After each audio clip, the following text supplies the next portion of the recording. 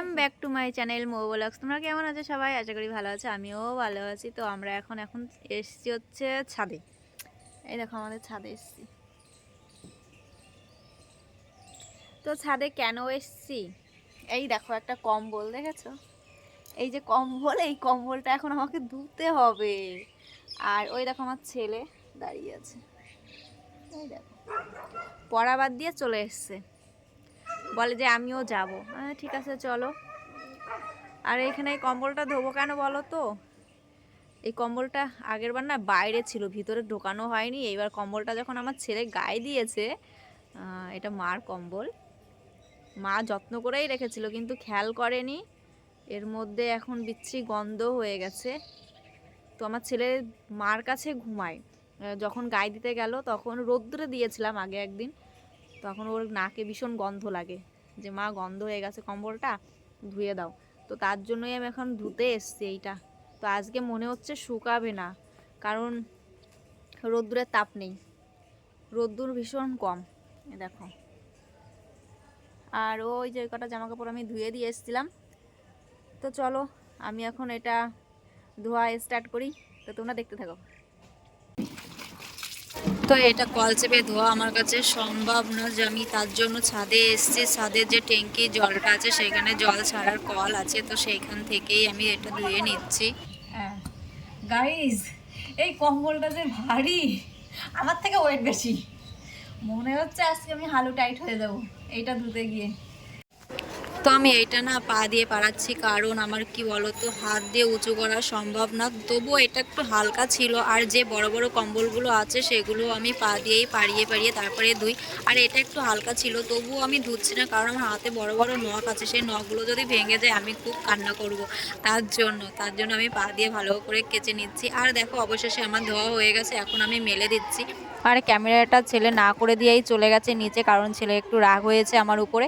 তো তার জন্য ক্যামেরাটা একটু অন্যরকম আসলো এইখানে, তো তোমরা একটু ম্যানেজ করে নিও সবাই। তো তারপরে আমি এইখান থেকে একটু ভালো করে কম্বলের জলটা একটু ঝরিয়ে নেবো, কারণ কম্বলের জলটা না ভালো করে ঝরানো হয়নি। তো আমাদেরকেও দেখাবো কোথায় যাচ্ছি। তো চলো আমি এখন নিচে যাচ্ছি, কম্বল তো ধোয়া হয়ে গেছে।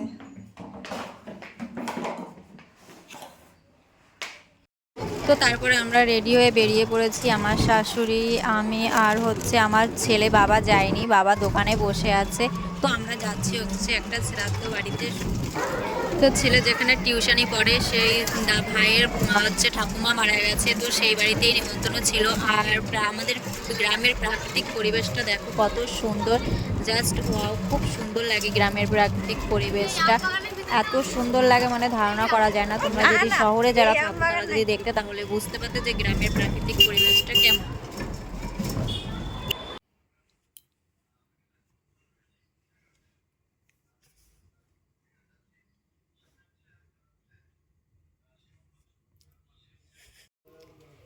এই দেখো আমি চলে এসেছি আবার তোমাদের সামনে। আরে দেখো আমার ছেলে বই পড়ছে, দাঁড়াও ওরম করে না, এটা দেখো আগে।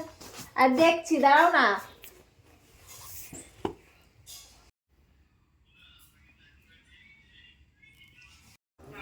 তো আমরা অনুষ্ঠান বাড়ি থেকে চলে এসেছি, আর এসে তারপরে আর ভিডিও আমি কন্টিনিউ করিনি। আর এখন আমি বানাচ্ছি রুটি, মা মাংসটা রান্না করে ফেলেছে আর আমি এখন রুটি বানাচ্ছি। তো রুটিটা বানিয়ে তারপরে তোমাদের সঙ্গে আবার কথা বলছি। আর কালকে আমার ছেলের এক্সাম আছে, তো আমার ছেলের দিকে একটু নজর দিচ্ছিলাম, তার জন্য আমি ভিডিওটা করতে পারিনি। তো চলো পরে আবার তোমাদের সঙ্গে কথা বলছি। তো চলো ভিডিওটা আর বড় করছি না। ভিডিওটা যদি তোমাদের ভালো লাগে তাহলে like comment share and subscribe করে দেবে। যারা ফেসবুক থেকে দেখছো তারা ফলো করে নিও, আর যারা ইউটিউব থেকে দেখছো তারা সাবস্ক্রাইব করে নিও।